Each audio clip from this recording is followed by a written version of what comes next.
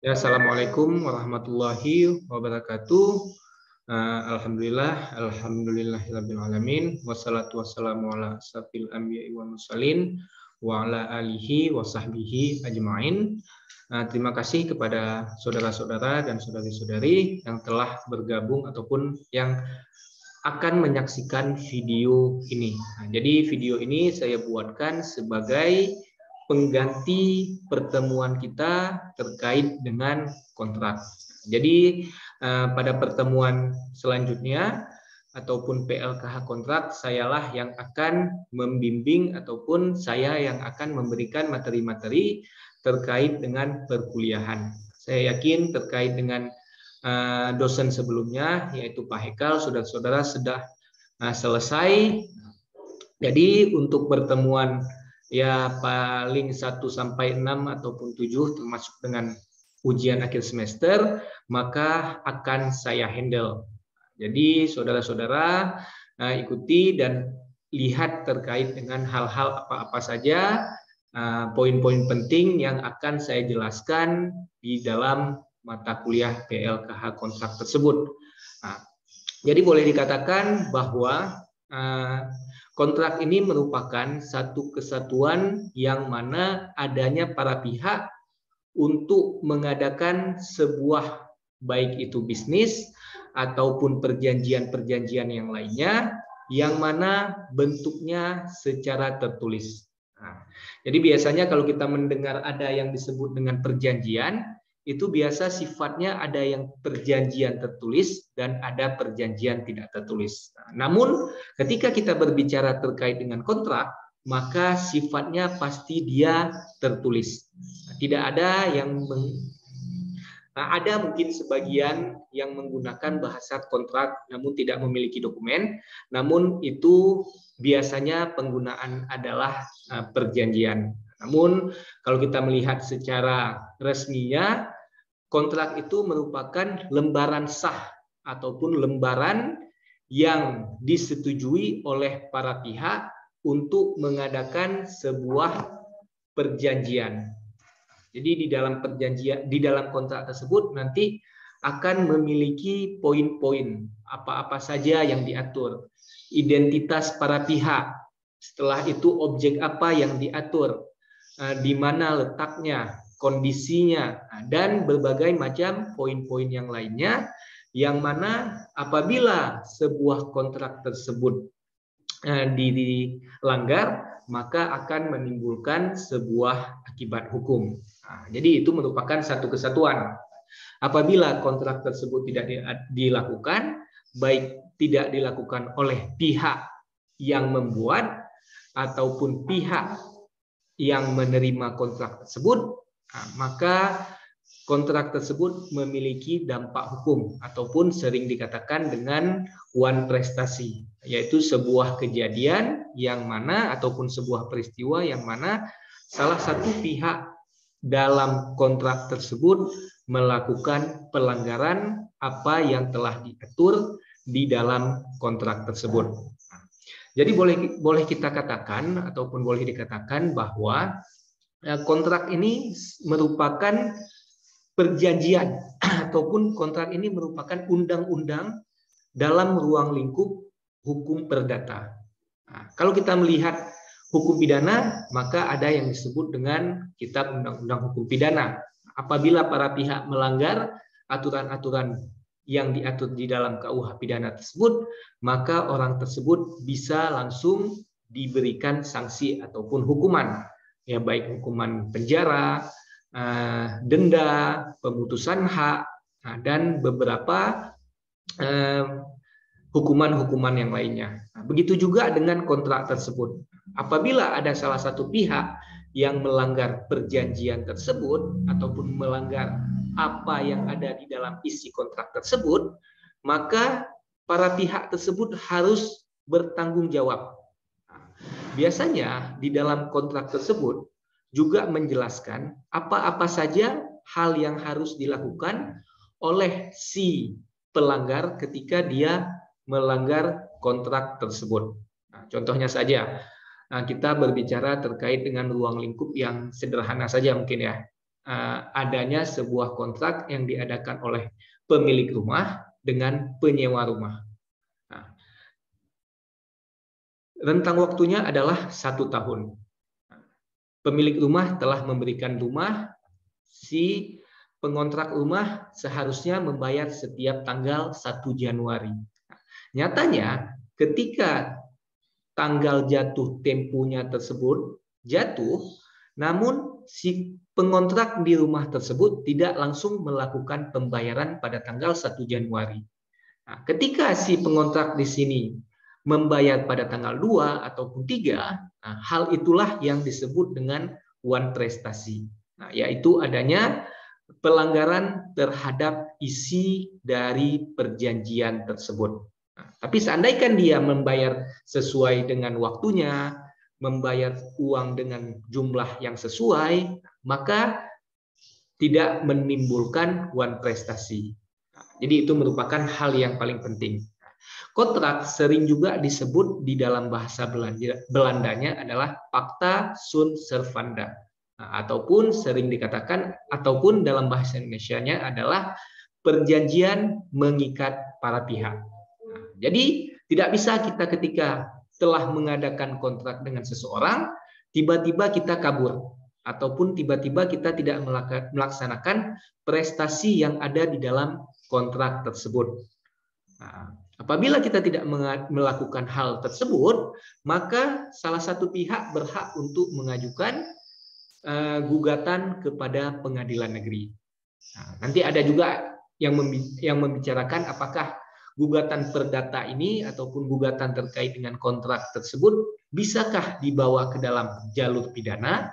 Nah, nanti coba saudara tanya lagi kepada dosen pidananya, karena ini merupakan perselisihan. Tapi ada yang mengatakan bahwa sebuah kejahatan dapat dilakukan tuntutan pidana ketika si para pihak tersebut ketika mengadakan kontrak tersebut telah memiliki niat jahat ataupun telah memiliki niat untuk tidak melaksanakan isi kontrak tersebut.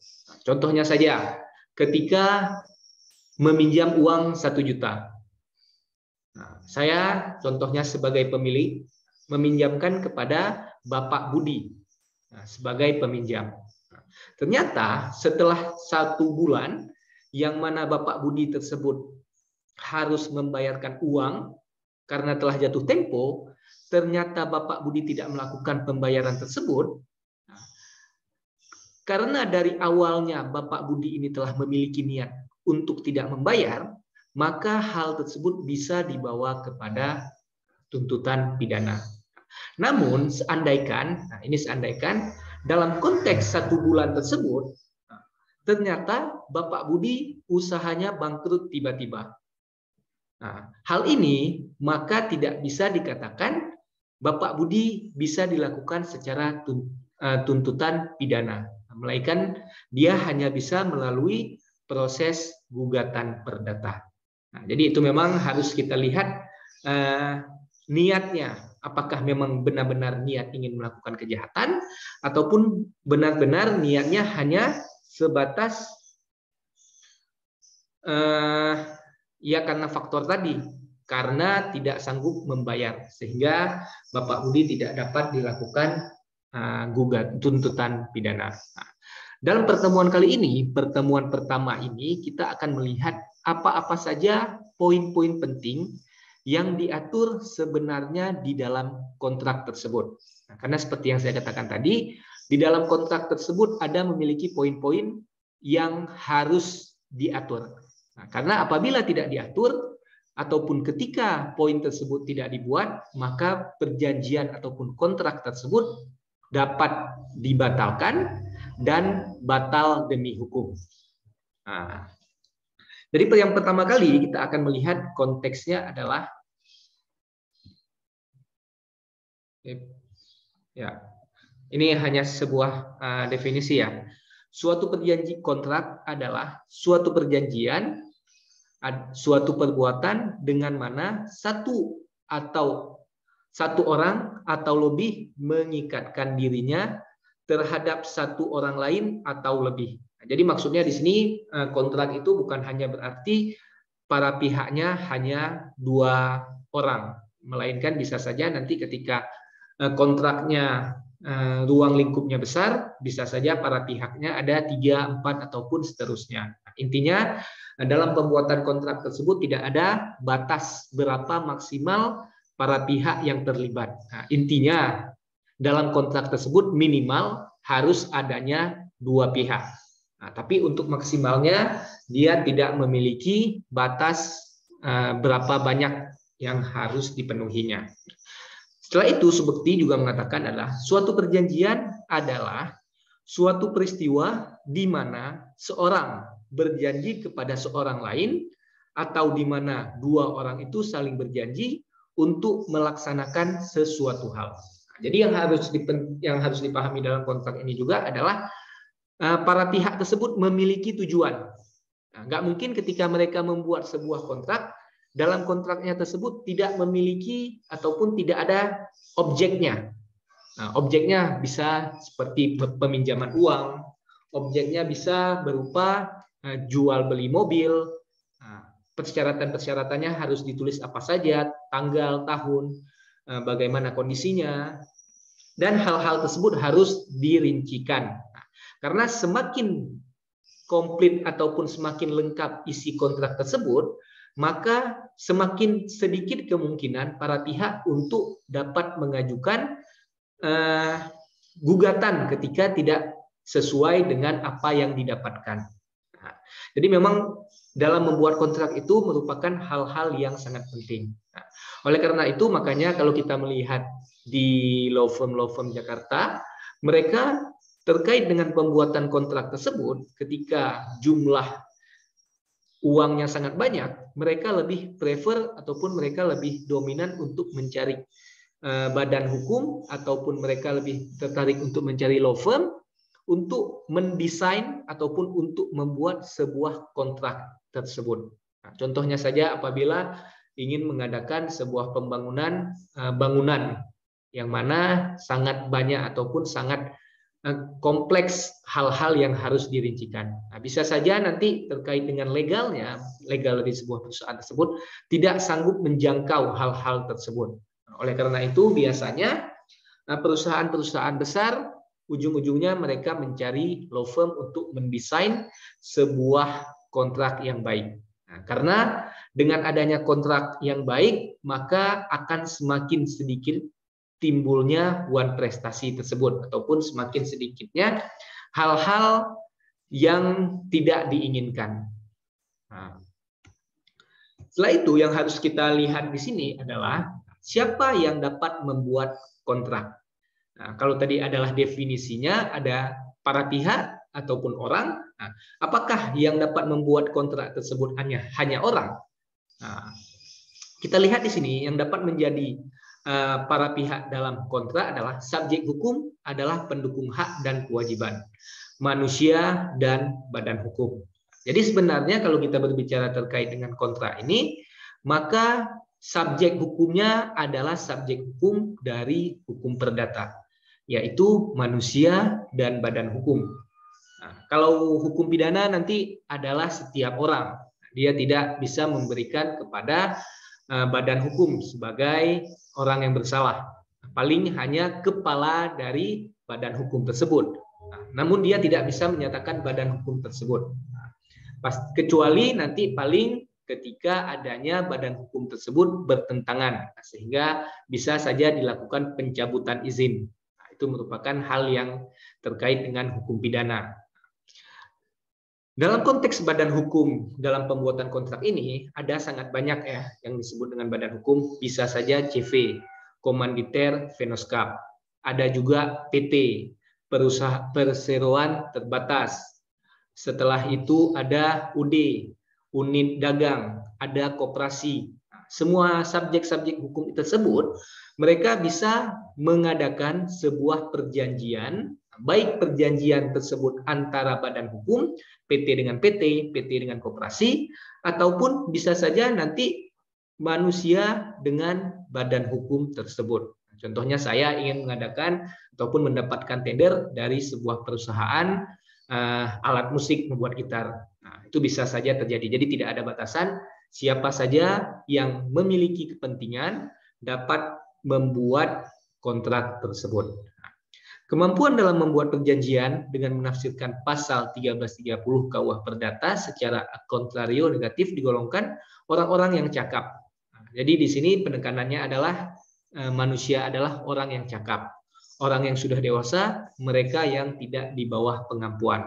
Yang disebut dengan di bawah pengampuan ini bisa saja ketika orang tersebut sudah dewasa, namun dia tidak waras, ataupun dia gila. Nah, dalam konteks ini, dia tidak memiliki kewenangan untuk membuat perjanjian tersebut. Nah, bisa saja nanti ketika adanya perjanjian dia tanda tangani, perjanjian tersebut dapat dibatalkan. Nah, karena itu merupakan persyaratan. Waalaikumsalam. Sebentar.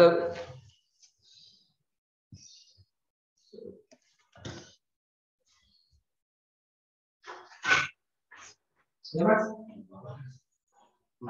Oh, bisa, Mas. Pertanyaan Pak Suhar. Ya. Lagi ini saya, Mas. Kerja dikit. Mampir, Mas. Enak. Rencananya gimana? Sampai nikahnya kapan? Insya Allah nikahnya tanggal 26, Mas. Undang-undang. Udah gini undangannya? Udah. Kemarin sebelum saya ke sini, kemarin ada sama Salsa juga kan, baru ketemu Pak Adi sama Budi kan. Mas nggak ada di rumah kemarin. Tapi udah disampaikan kan. 26 ya. Insya Allah 26, lamarannya 25. Jadi sekaligus. Iya. Lamaran kemarin. Enggak ada Mas. Soalnya saya kan dari Aceh. Jadi langsung dipadati langsung. Ya sekaligus gitu. Lumayan Mas. Kuliah di sini kan? Saya kuliah ketemu Salsa sebenarnya waktu di kampung Inggris dulu Mas. Oh, di Kota. Lama kan. Teman biasa ya. Lama. Itu Mas santai. Jauh sih memang Mas. Apalagi Aceh ya Mas. Nggak ada kurang apa-apa. Alhamdulillah aman semua Mas. Enak. Makanya mesti mampirnya keluar nih. Jalan-jalan. Ya? Nggak jalan-jalan. Lagi wali Mas. Di sini ada Nggak ada apa-apa. Paling Cibubur ya. Cibubur juga nggak ada apa. Paling mau. Nama Mas siapa Mas? Saiful. Saya Riza Mas. Paling di Makassar ya. Makassar ya. Itu yang berapa yang mau buka Mas? Tapi nggak tahu udah buka apa belum. Perasaan waktu corona kan ditutup tuh ya. Saya nggak tahu udah buka apa belum. Kayaknya sih sebenarnya kan. Nggak tahu.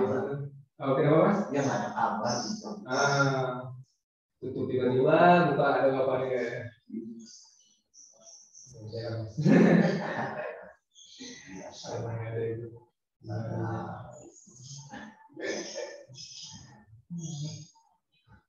Mas kantor Mas?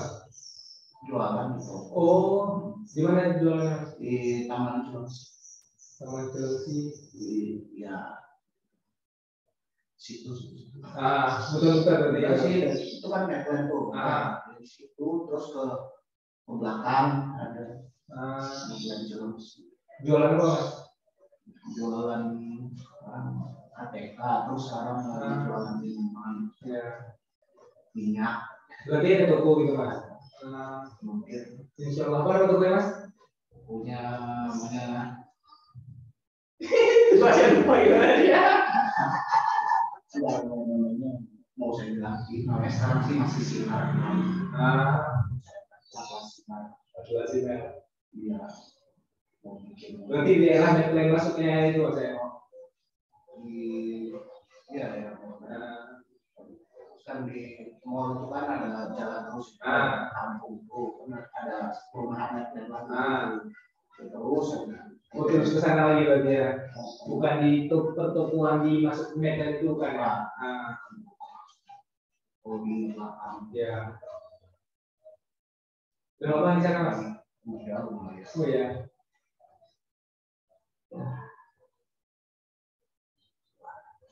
Ya berapa bertanya Mas? Enggak ya. Kita suruh bawa dari sana. Kalau nggak di sini ya nggak perlu ada kalau nanti gitu. Mau lebih Mas kalau Mas?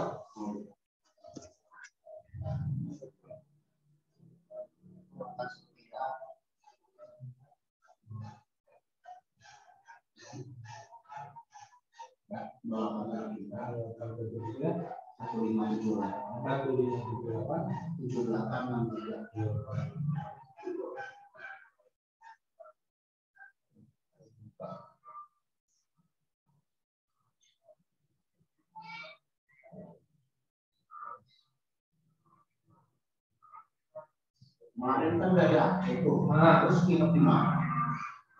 Sama kali nginep di rumah kan ada itu. Habis itu ke rumah Mas Tio ke Cipinang, baru ke sini. Karena ada saudara juga di Cipinang terus. Mas.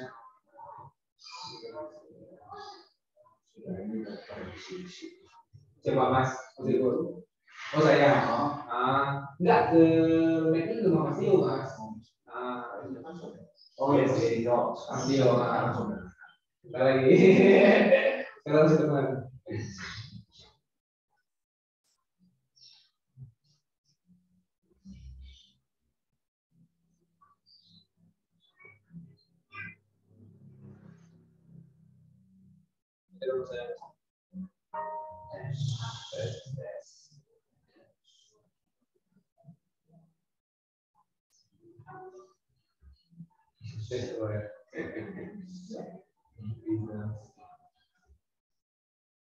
Berarti memang dari awal memang tinggal di sini Mas Eko Mas.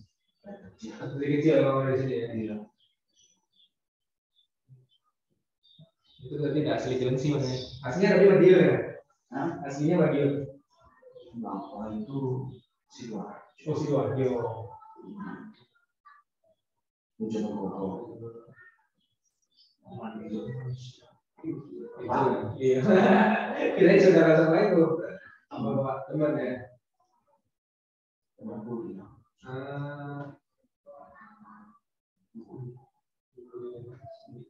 Dapatnya di Kelly ya.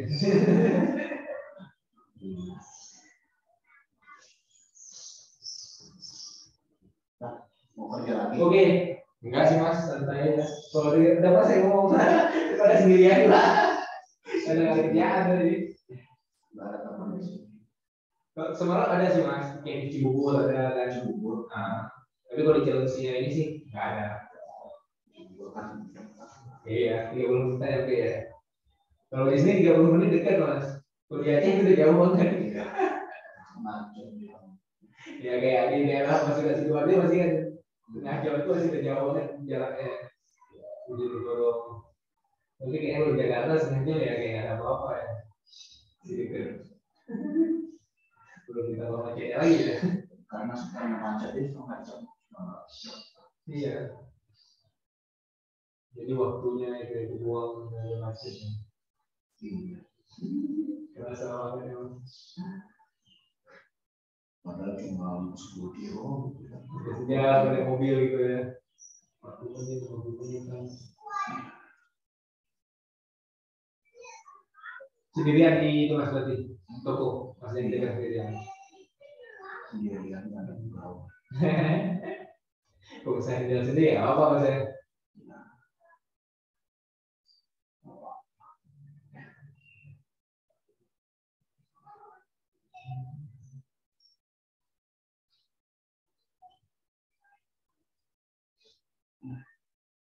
Di rumah ada berapa orang itu Mas?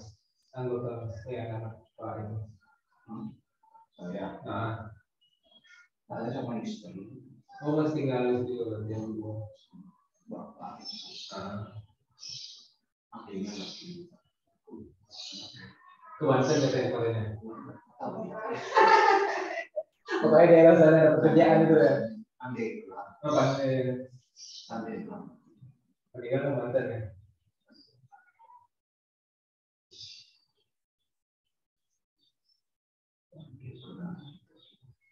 Andai bilang itu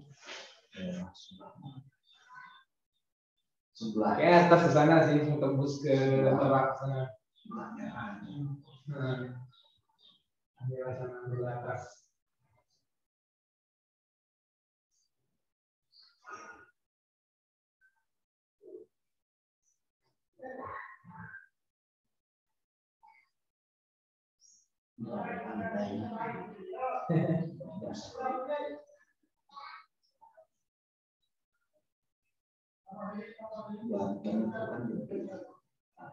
Ya, sebelumnya dengan Jawa Barat lagi ya, yang paling besar ya.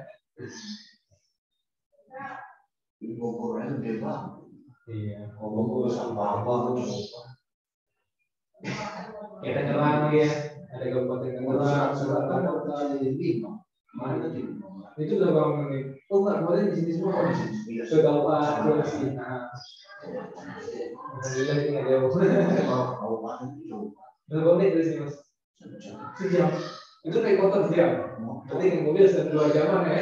Ya sejam juga. Yang lewat gitu. Jam. Karena belum ada jalan tol dari sini. Ada. Udah ada. Yang belum ada. Lewat ke Cibubur terus ke situ. Tapi agak muter ke sana dulu berarti yang masuk ke sini ya. Iya sih. Uang sih.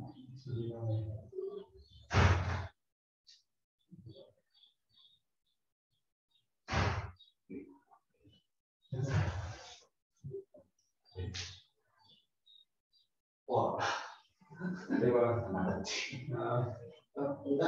Oke ya mas. Hati-hati mas. Waalaikumsalam. Sinar abadi dari mana? Sinar doang, belum ada abadi ya. Jadi itu ada mana?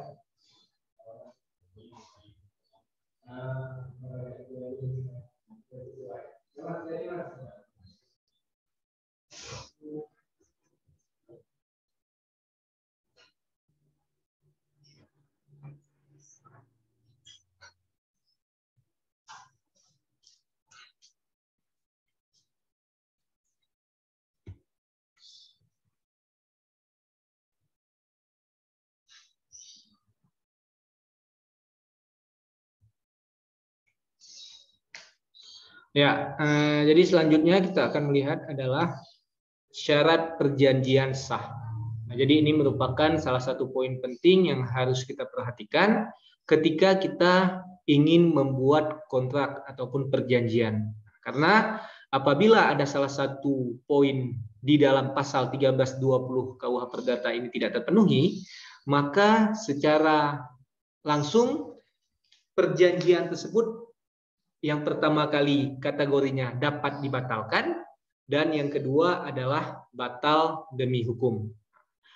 Kategori pertama ini dapat dibatalkan terkait dengan sepakat mereka yang mengikat dirinya, yaitu di sini adalah subjeknya, siapa yang mengadakan perjanjian tersebut. Yang kedua, kecakapan untuk membuat suatu perjanjian. Nah, itu merupakan dua konteks perjanjian dapat dibatalkan. Nah, namun seandainya tidak ada salah satu pihak ingin membatalkan perjanjian tersebut, maka perjanjian tersebut tetap berjalan. Nah, berbeda dengan poin ketiga dan keempat, yaitu suatu hal tertentu. Yang dimaksud dengan suatu hal tertentu di sini adalah adanya bendanya ataupun ada objek yang diatur di dalam perjanjian tersebut. Apabila tidak ada pengaturan, namun mereka membuat perjanjian dan secara langsung, maka hal tersebut dapat dikatakan adalah batal demi hukum. Dan yang terakhir adalah suatu sebab yang halal. Nah, yang dimaksud dengan suatu sebab yang halal di sini adalah ketika kita ingin mengadakan sebuah kontrak ataupun perjanjian, maka yang menjadi objeknya tersebut adalah sebuah benda yang tidak bertentangan dengan undang-undang. Nah, contohnya saja kita ingin ada para pihak yang ingin membuat kontrak perjanjian terkait dengan jual beli sabu. Nah, dalam konteks hal ini, apabila nanti timbulnya sebuah wan prestasi, maka pengadilan tidak memiliki hak untuk menyelesaikan permasalahan tersebut. Kenapa? Karena berdasarkan pasal 1320 saja, bahwa perjanjian tersebut sudah tidak sah. Nah, oleh karena itu, maka ada 2 poin di sini. Yang pertama kali adalah perjanjian dapat dibatalkan terkait dengan sepakat dan kecakapan. Dan yang kedua adalah suatu hal tertentu dan sebab yang halal terkait dengan dapat batal demi hukum. Nah, jadi dia ada merupakan 2 klasifikasi yang berbeda. Jadi tergantung apa poin yang salah. Jadi tidak dianggap perjanjian tersebut langsung salah ketika ada salah satu poin yang tadi kurang. Selanjutnya, sistem hukum perjanjian dalam KUH Perdata. Sistem terbuka. Yang dimaksud sistem terbuka di sini adalah memberikan kebebasan kepada para pihak dalam hal menentukan isi, bentuk, serta macam perjanjian untuk mengadakan perjanjian, akan tetapi isinya selain tidak bertentangan dengan perundang-undangan, kesusilaan, dan ketertiban umum, juga harus memenuhi syarat sahnya perjanjian. Nah, jadi di sini penekanannya adalah dalam pembuatan kontrak tersebut, Undang-Undang KUH Perdata tidak membuat format baku. Nah, contohnya saja, nanti kita ingin menggunakan objeknya yang menjadi poin pertama, ya tidak masalah. Nah, namun biasanya ketika membuat sebuah perjanjian tersebut, hal yang paling pertama yang diatur adalah para pihaknya. Nah, agar kita mengetahui siapa yang membuat perjanjian tersebut. Nah, namun intinya ketika kita tidak membuat para pihak ataupun kita hanya menjelaskan para pihak secara singkat saja, nama, alamat, pekerjaan. Nah, KUH Perdata tidak memperdebatkan hal-hal tersebut. Setelah itu terkait dengan bentuknya ataupun formatnya. Nah, bisa dibuat dalam bahasa Indonesia, bisa dibuat dalam bahasa Inggris. Nah, intinya biasanya ketika ada sebuah perjanjian yang dibuat, mayoritasnya mereka akan membuat dalam 2 bahasa. Hal ini bertujuan agar mudahnya dipahami perjanjian tersebut. Nah, kalau dibuat dengan Indonesia ataupun dibuatnya di Indonesia, maka ada baiknya membuat dalam bahasa Indonesia 1 dan membuat dalam bahasa lainnya, baik itu Inggris, Perancis. Nah, itu terkait dengan bisnis ataupun dengan siapa mengadakan perjanjian tersebut. Namun dalam konteks KUH Perdata sudah sangat jelas mereka tidak menekankan ataupun tidak mengharuskan harus mengikuti format. Nah, karena di dalam KUH Perdata juga tidak ada format terkait dengan pembuatan perjanjian tersebut.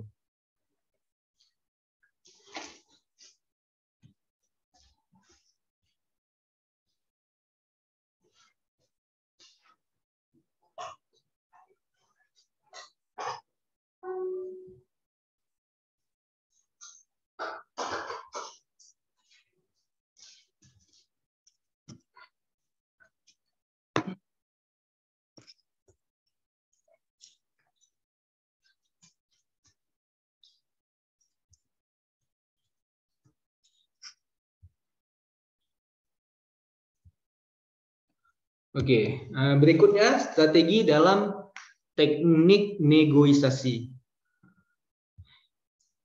Bentar.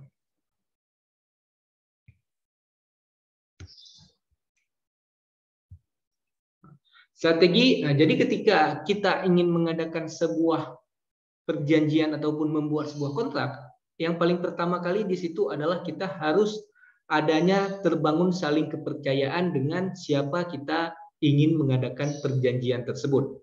Nah, kita berhak untuk menolak. Contohnya saja ketika kita ingin membeli motor ataupun membeli mobil, kita melihat orang tersebut sepertinya tidak memiliki niat baik ataupun tidak memiliki, kita tidak bisa mempercayai dia akan melakukan isi-isi dalam perjanjian tersebut. Nah, ketika kita tidak memiliki kepercayaan kepada orang tersebut, maka bisa saja kita tidak mengadakan perjanjian tersebut. Nah, setelah itu memenangkan komitmen. Nah, jadi kita harus juga meyakinkan kalau orang tersebut akan bergabung. Yang ketiga adalah mengelola tantangan. Nah, tantangan di sini adalah bagaimana cara apabila nanti ketika perjanjian tersebut ataupun kontrak tersebut terjadinya one prestasi. Nah, apa-apa saja yang harus dijelaskan di dalam perjanjian tersebut. Yang terakhir, mengkompromikan jalan keluar. Ini mesti terkait dengan mengelola tantangan, yaitu bagaimana faktor-faktor apa saja yang harus dilakukan ketika adanya ataupun ketika timbulnya one prestasi tersebut.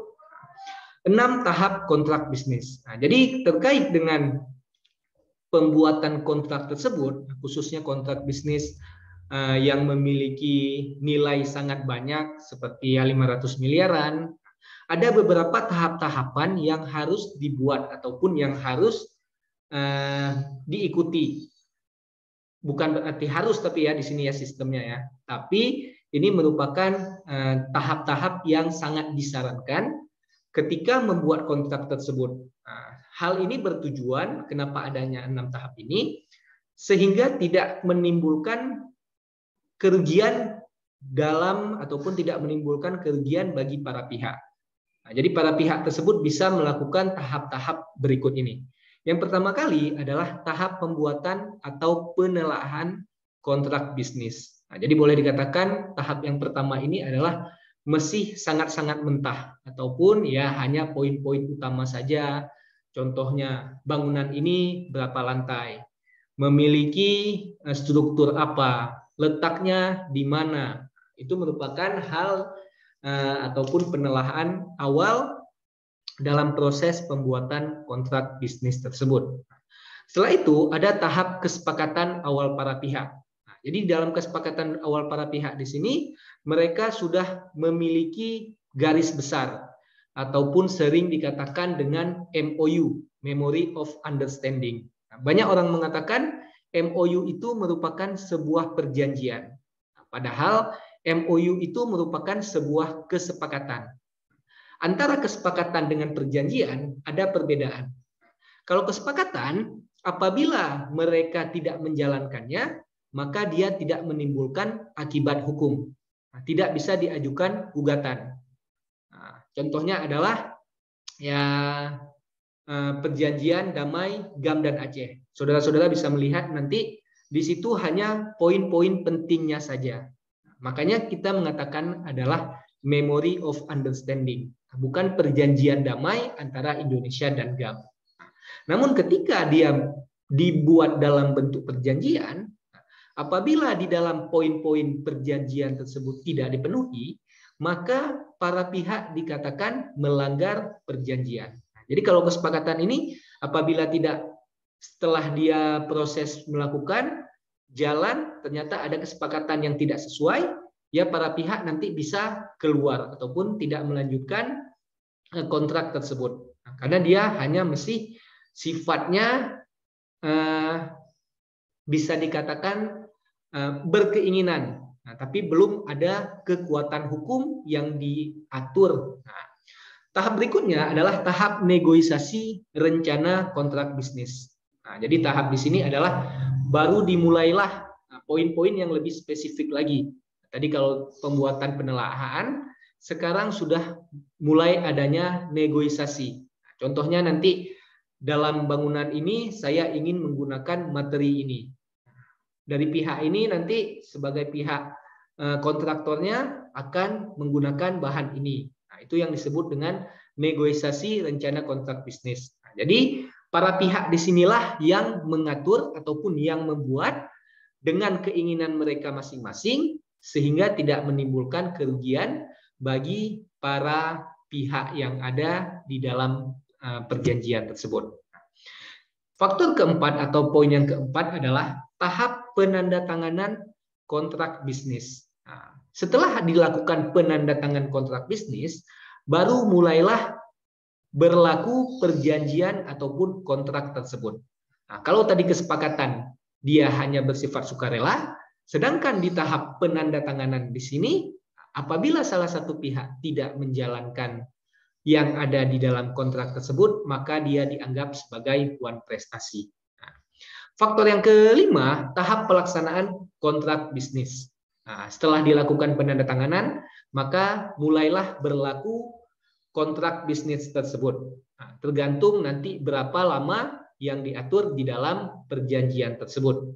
Apakah 1 tahun kontraknya, 2 tahun, itu tergantung dengan para pihaknya dan tergantung juga dengan usaha apa ataupun jenis apa yang sedang dilakukan. Nah, kalau bangunan tidak mungkin 3 ataupun 6 bulan, khususnya bangunan seperti 50 lantai, itu pasti memerlukan waktu yang lebih lama. Yang terakhir adalah tahap sengketa kontrak bisnis. Nah, di sini buka kurung apabila ada. Nah, hal ini apabila terjadi hal-hal tersebut. Nah, tapi seandainya para pihak tersebut tidak memiliki kesalahan sesuai dengan perjanjian, maka tidak adanya tahap ke-6 ini ataupun tahap sengketa kontrak bisnis. Nah, apabila ada, nanti kontrak ini bisa dilakukan baik itu melalui penyelesaiannya bisa melalui pengadilan negeri, adanya arbitrase, adanya mediasi, dan beberapa jenis-jenis penyelesaian di luar pengadilan. Jadi penyelesaian terkait dengan kasus perdata ini kita saat ini bukan hanya mengacu kepada pengadilan negeri saja, namun banyak para pihak mereka lebih condong untuk memilih arbitrase. Arbitrase merupakan sebuah lembaga yang mana mereka menyelesaikan permasalahan-permasalahan terkait dengan kasus perdata umumnya. Nah, salah satunya terkait dengan perjanjian.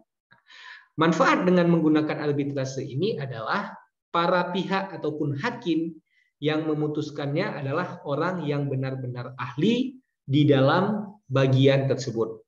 Berbeda mungkin kalau kita berbicara dengan pengadilan negeri, yang mana pengadilan negeri mereka tidak memiliki ilmu kekhususan. Nah, contohnya kalau arbitrase tadi, apabila kasusnya terkait dengan sengketa ataupun wan prestasi pembangunan bangunan, maka nanti yang menjadi hakimnya bisa dipilih merupakan para akademisi ataupun para orang-orang yang memiliki kemampuan di bidang tersebut.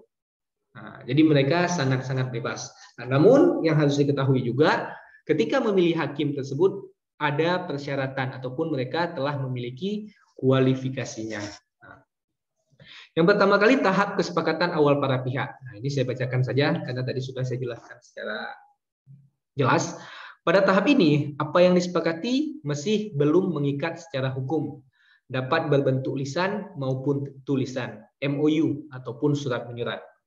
Kesepakatan ini harus ditindaklanjuti dengan sebuah kontrak atau bisa tidak masuk ke tahap berikutnya. Nah, jadi di sini bisa melanjutkan ke tahap berikutnya yaitu dengan membuat kontrak atau hanya sampai di MOU saja. Yaitu pembuatan dan penelaahan kontrak peran konsultan hukum tidak terlalu dominan. Tahap pembuatan dan penelaahan kontrak bisnis. Nah, di sini mulai ada tadi. Konsultan hukum mempunyai peran yang sangat dominan. Konsultan hukum harus bisa menerjemahkan keinginan klien dalam bentuk kalimat atau dokumen perjanjian hukum. Nah, ini makanya sangat penting adanya konsultan hukum dalam membuat sebuah perjanjian. Jadi jangan sampai ketika redaksi di dalam membuat perjanjian tersebut ternyata ambigu, itu bisa saja ketika ada permasalahan ataupun timbul sebuah permasalahan, itu bisa merugikan si pembuat perjanjian ataupun yang pada pihak salah satunya.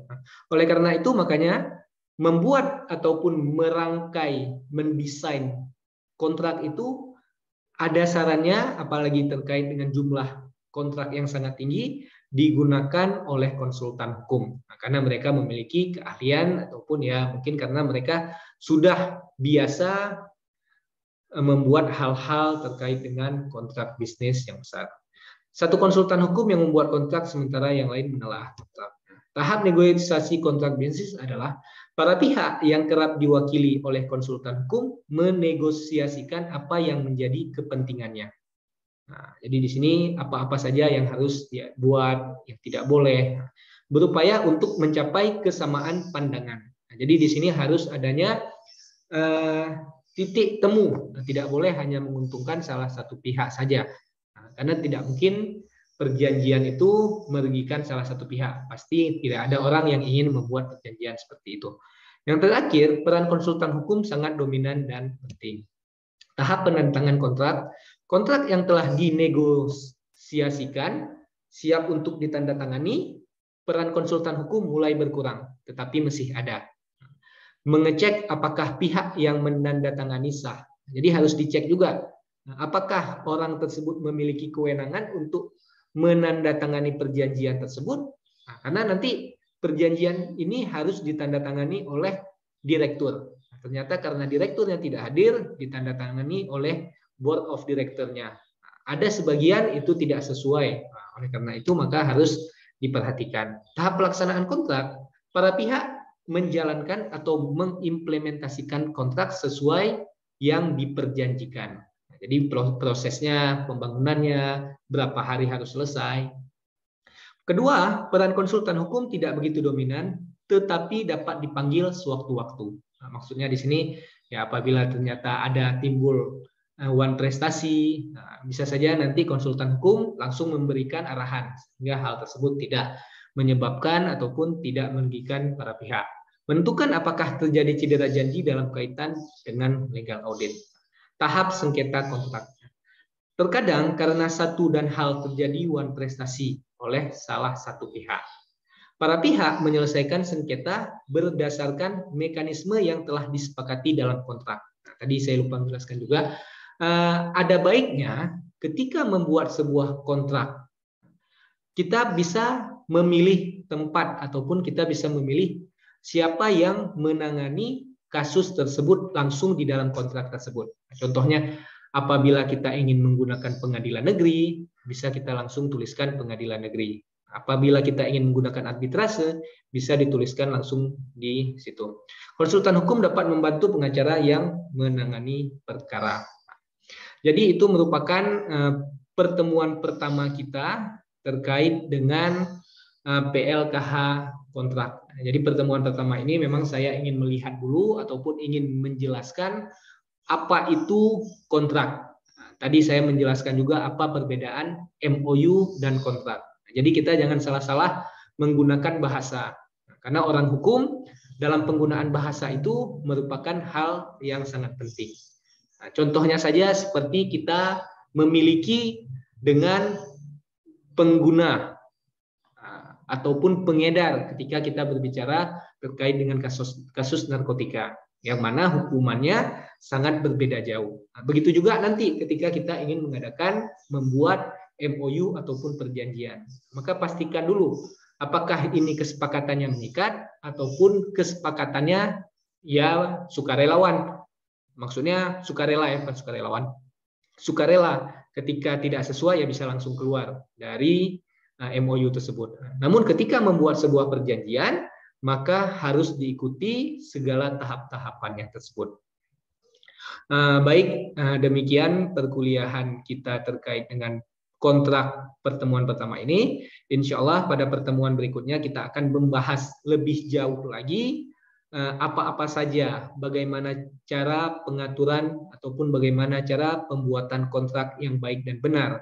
Kalau tadi hanya tahapannya saja, pada pertemuan berikutnya kita akan melihat tahapan-tahapan apa saja yang harus diatur. Nah, walaupun tadi di dalam KUH Perdata tidak menekankan ataupun tidak mengharuskan adanya format. Nah, tapi format ini merupakan format yang sering digunakan oleh banyak pihak.